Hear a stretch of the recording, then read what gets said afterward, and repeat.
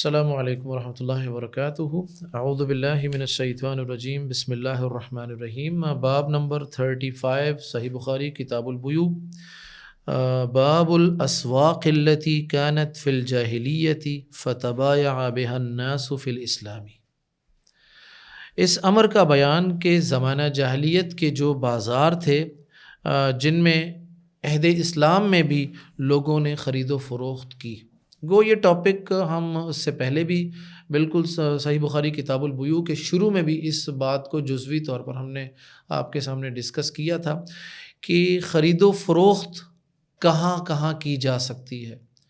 تو ایک عمومی طور پر تو ایک جواز یہ ہمارے سامنے آیا تھا کہ بھائی زمین پر، سمندر پر اور فضا تینوں جگہوں پر خرید و فروخت ہو سکتی ہے۔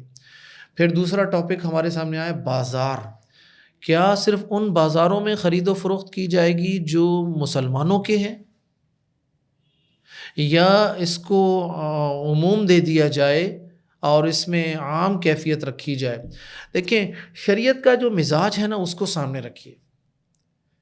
ان الدین یسر، دین بہت آسان ہے، دین میں آسانیاں ہیں، دین میں تشدد، سختی اور انتہا پسندی نہیں ہے۔ جن چیزوں پر دین میں سختی اختیار کرنے کے لیے کہا گیا ان کو بھی ہائی لائٹ کر دیا گیا باقاعدہ، ٹھیک ہے، اور وہ عقیدے سے ریلیٹڈ چیزیں ہیں۔ میں ابھی اس کی وضاحت کرتا ہوں جزوی طور پر، اس چیز کے ساتھ بھی ریلیٹ کروں گا عقیدے کے اس مسئلے کو، ٹھیک ہے۔ لیکن جہاں دین نے اپنے ماننے والوں کی جو روٹین لائف ہے، ڈیلی لائف ہے، اس حوالے سے اتنی سختی اختیار نہیں کی۔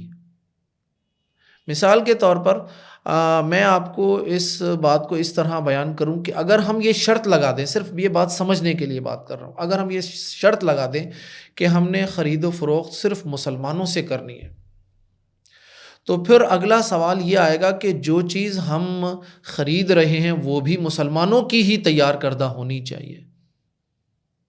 جو علت یہاں پائی جائے گی وہی علت یہاں بھی آئے گی، نمبر ایک۔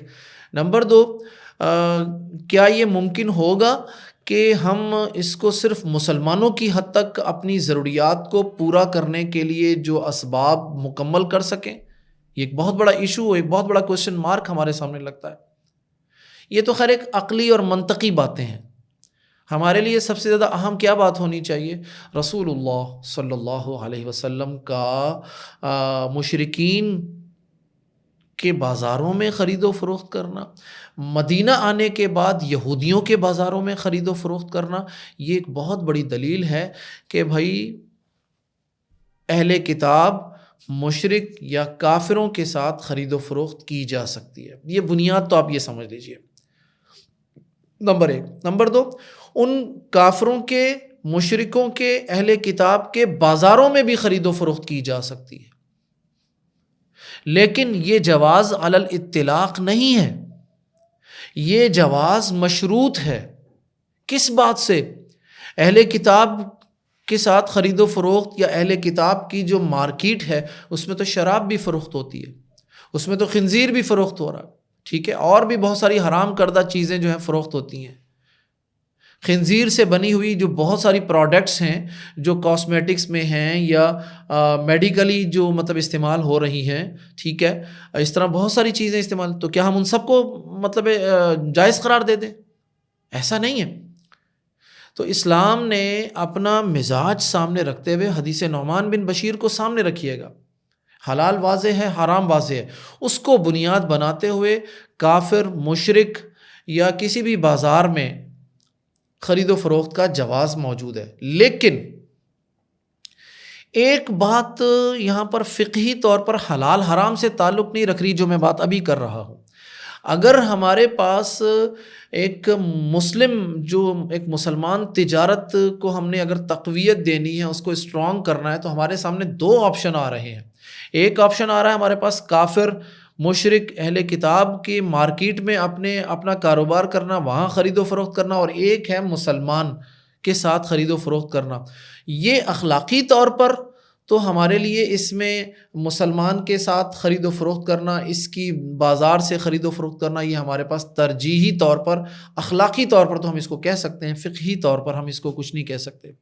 ٹھیک ہے، تو یہاں اس باب کا مطلب یہی ہے، اور اس میں اس چیز کی نبی کریم صلی اللہ علیہ وسلم کے ساتھ بھی مثالیں موجود ہیں، اور ہمارے پاس بھی، جیسا کہ حدیث آتی ہے ہمارے پاس عن ابن عباس رضی اللہ عنہما قال كانت عکاظ ومجنۃ وذو المجاز اسواقا فی الجاہلیۃ۔